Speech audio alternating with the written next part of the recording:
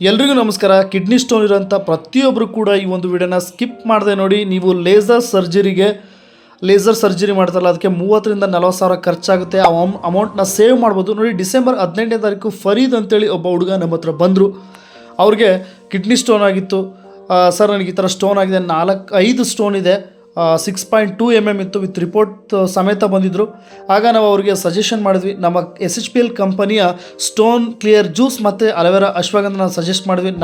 ನಾನು ಇದ್ದೆ, ಮತ್ತು ನಮ್ಮ ಸಿದ್ದಪ್ಪ ಸರ್ ಇದ್ದರು, ಗ್ಯಾಲರಿ ಮೇಡಮ್, ಗೀತಾ ಮೇಡಮ್ ಕೂಡ ಇದ್ದರು. ನಾವು ಸಜೆಸ್ಟ್ ಮಾಡಿದ್ವಿ, ಇಲ್ಲ ಯೂಸ್ ಮಾಡಿ, ಒಳ್ಳೆ ರಿಸಲ್ಟ್ ಇದೆ, ಒಳ್ಳೆ ರಿಸಲ್ಟ್ ಬರುತ್ತೆ, ಡೈಲಿ 2 ಟೈಮ್ ಯೂಸ್ ಮಾಡಿ, ನಿಮಗೆ ಯೂರಿನ್ ಮುಖಾಂತರ ಅದು ಆಚೆ ಬರುತ್ತೆ ಅಂತೇಳಿ ಅವರಿಗೆ ಸಜೆಷನ್ ಕೊಟ್ವಿ.